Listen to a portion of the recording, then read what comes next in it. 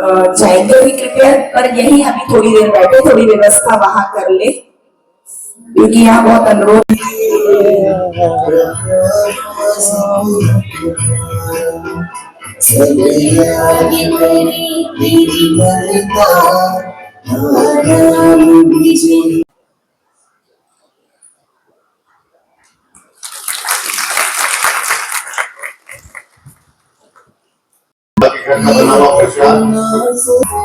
आज का यह समागम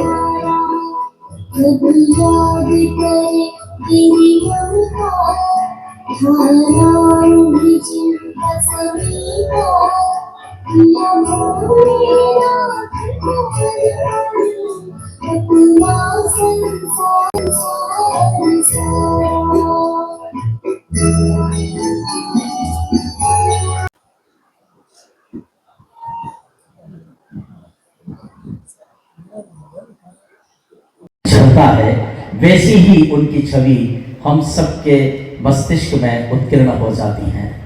तो पर्वत से सुंदर झरने सी झरती अप्रतिम अविरल धारा थी वो, सरस सरीला, सरस सरीला चांदी सी चमकती पावन पुण्य श्लोका थी वो, उज्जवल आभा से आलोकित अलौकिक आत्मा थी वो, ज्ञान का सरोवर और प्रेम प्रवाहिका शांति का सागर थी वो, अनुराग करुणा दया और क्षमा की प्रतिमूर्ति थी वो, वात्सल्य का भाव लिए सदा स्नेह बरसाती ममता का आंचल थी वो।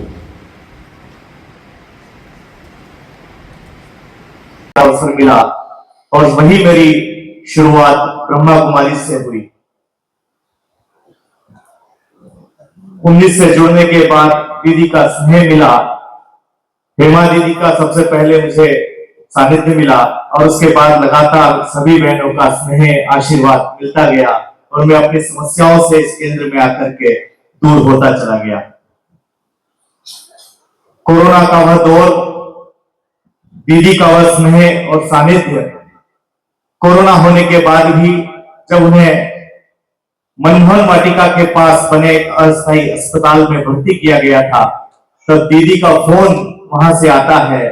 मुझ जैसे एक छोटे से व्यक्ति पर उनका भरोसा, उनका फोन आया कि लोकेश भाई मुझे कोरोना हो गया है और यहाँ ऑक्सीजन नहीं है, क्या आप मेरे लिए ऑक्सीजन की व्यवस्था कर सकते हैं।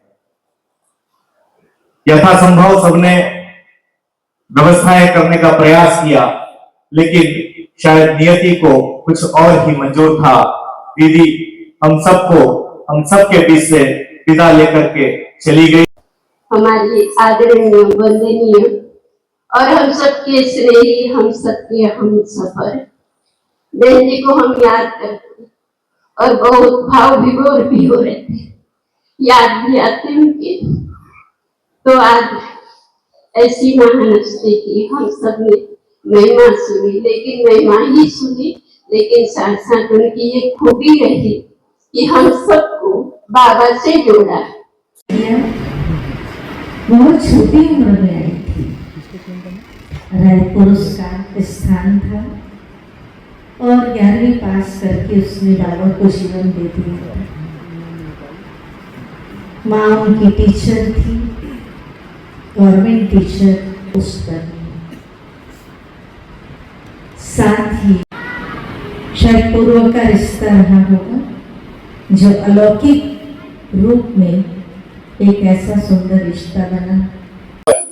आज सविता दीदी की 5वीं पुण्यतिथि को याद किया, श्रद्धांजलि दी, क्या कहेंगे दीदी के बारे में?